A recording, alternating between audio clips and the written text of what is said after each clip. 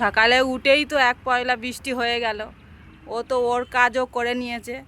এখন তো ঝলমলে আকাশ, চারিদিকে দেখেছো সোনালি সোনালি আলো, মানে বিনা পয়সার আলো, কারেন্টের আলো না, এটা হচ্ছে কি প্রাকৃতির আলো। দেখেছো আলো কখনো লিভে যায়, কখনো হচ্ছে কি দপ করে জ্বলে ওঠে। এটা হচ্ছে কি বর্ষাকাল, ভাদ্র মাস। কখনো হচ্ছে কি মেঘলা আকাশ, কখনো ঝলমলে আকাশ।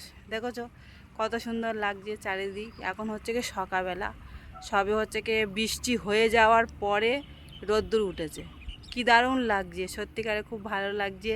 এদিকে ঝলমলে আকাশ, এদিকে বৃষ্টি সকাল, আর হচ্ছে কি জবা গাছে জবা ফুলও আজকে প্রচণ্ড হারে জবা ফুল ফুটেছে, কতগুলো জবা ফুটেছে। দেখেছো কি ভালো লাগছে। সত্যিকারে ফুল ফুটলে, যেদিনকে জবা ফুল ফুটে সেদিনকে আমার মন খুশিতে ভরে যায়। আজকে জবা ফুলও ফুটেছে, সকালেও বৃষ্টি হয়েছে, এখন হচ্ছে কি ঝলমলে আকাশ। আর আমি তো ওদিকে এখন ভাত বসিয়ে দিয়েছি, আমার তো উনানে ভাত হচ্ছে, এখন ভাত হচ্ছে। এখন সবজি তুলবো, সবজি গাছে এখনও সবজি তোলা হয়নি। ঢ্যাঁড়স দেখেছো কত সুন্দর লাগছে, দেখো ঢ্যাঁড়সের গাছগুলো দারুণ লাগছে। পুরো ঢ্যাঁড়স গাছে মাথা এসেছে, এতে সার দিয়েছি, সার দেওয়ার ফলে ঢ্যাঁড়স গাছগুলো সত্যি খুব সুন্দর হয়েছে, ফুলও এসেছে, ফলে ফুলে ভরে গেছে আমার বাগানটা।